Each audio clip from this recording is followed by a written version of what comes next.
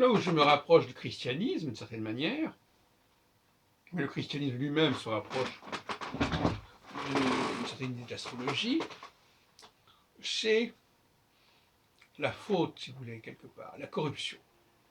Le monde est hanté par la corruption.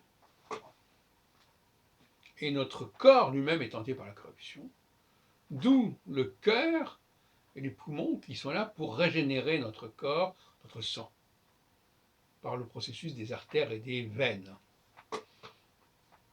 Donc effectivement, si c'est ce que veut dire quelque part le christianisme, à savoir que nous sommes voués à la corruption et qu'il faut nous réparer, nous régénérer,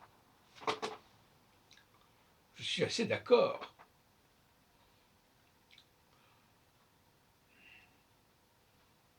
Car l'astrologie notamment ne fait sens, tout comme la notion de leader, le leadership ne fait sens que parce qu'il y a justement cette corruption.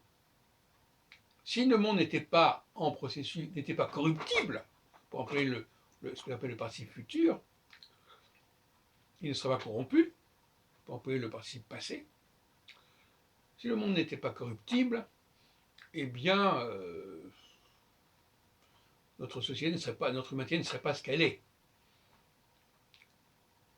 Mais elle serait statique, quelque part. L'intérêt de la cyclicité, c'est justement qu'elle conduit à une certaine corruption des choses, mais qu'elle englobe aussi une régénération, voire même une rédemption.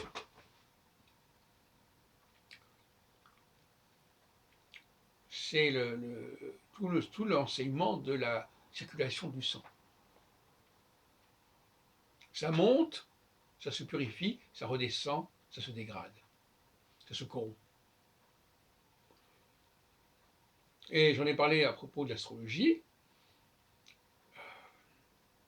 Dans tout cycle, il y a un moment où il y a une sorte de pureté de la dynamique,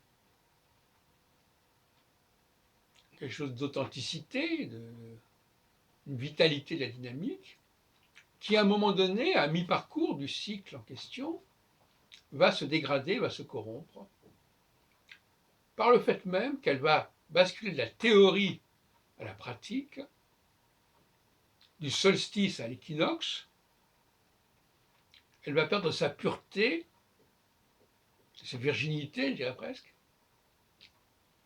et il va falloir remonter la pente ensuite, ce qui est le rôle même, l'indication même du solstice d'hiver, d'une certaine manière, mais aussi du solstice d'été.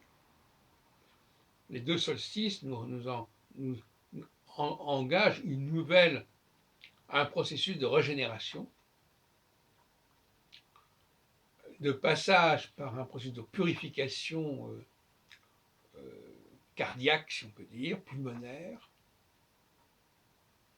mais qui est voué à la dégradation, mais pas une dégradation définitive, mais toujours comme les saisons, si vous voulez, quelque part, encore que ce ne soit pas un très bon exemple, il y a toujours un moment donné où il y a une force, celle du leader, qui va, mais le leader c'est aussi le théoricien, il y a beaucoup que dans le mot théoricien le mot de théo, comme dans théologie.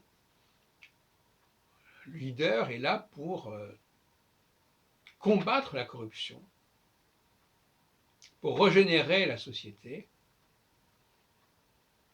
Comment? Eh bien, en sachant la guérir, mais aussi la restructurer, lui retrouver son équilibre, sa géométrie.